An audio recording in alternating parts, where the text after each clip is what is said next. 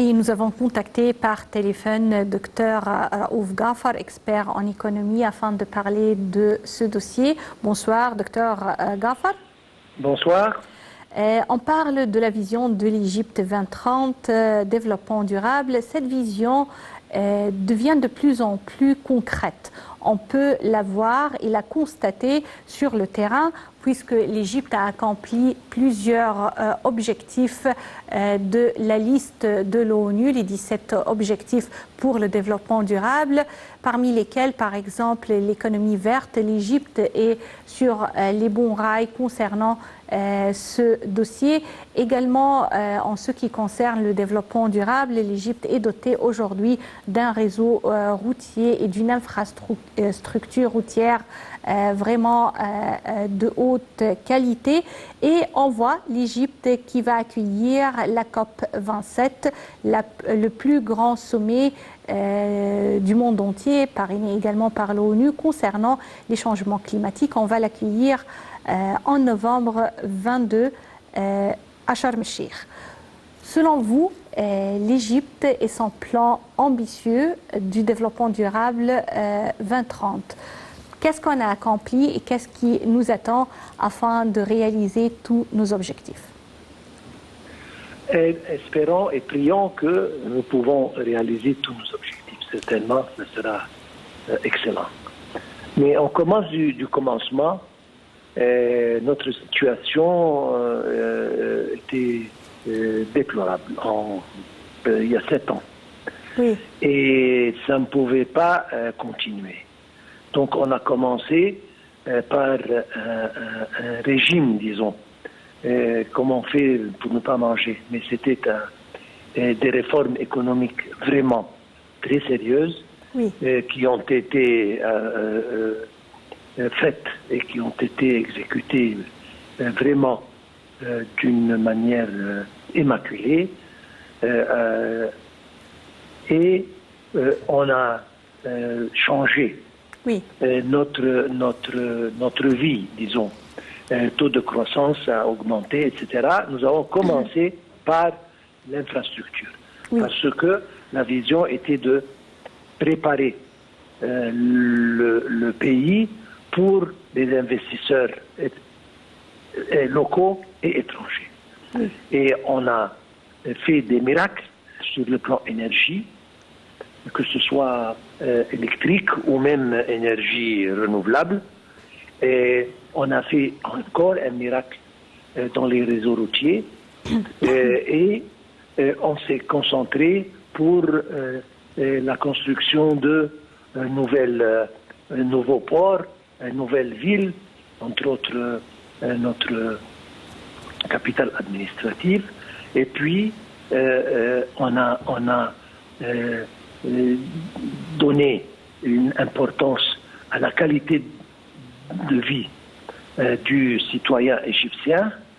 Et nous avons commencé notre démarche vers le développement et la croissance économique. Malgré le problème qu'on a subi à cause du Covid-19, d'ailleurs, c'était un problème pour tout le monde, mais on a... C'est un fardeau mondial. Exactement. Mais on a pu, grâce aux réformes économiques et à la vision du gouvernement et du président, de garder un équilibre entre le confinement complet et la production. On a continué, on a gardé notre taux de croissance au positif, un peu moins que prévu, mais toujours au positif. Et maintenant, ça recommence à marcher, malgré tout ce qui arrive autour de nous, événements après événements qui ont affecté tout le monde, nous au milieu, mais justement, on garde notre vision et nous visons vers 2030 pour l'Égypte. Je peux dire qu'on regarde au-delà de 2030. Mais nous voyons des logements ici, des autoroutes là, tout ce qu'il faut pour commencer la construction, pour commencer le développement à long terme, justement, développement durable et énergie, je parle pétrole, je parle gaz d'un côté, c'est-à-dire si on observe, Oui. nous avançons sur tous les domaines, dans Oui. tous les domaines, même sur le domaine humain, je parle. Oui, la formation de l'être humain est un des dossiers les plus importants actuellement en Égypte. Exactement. Donc, ça va bien.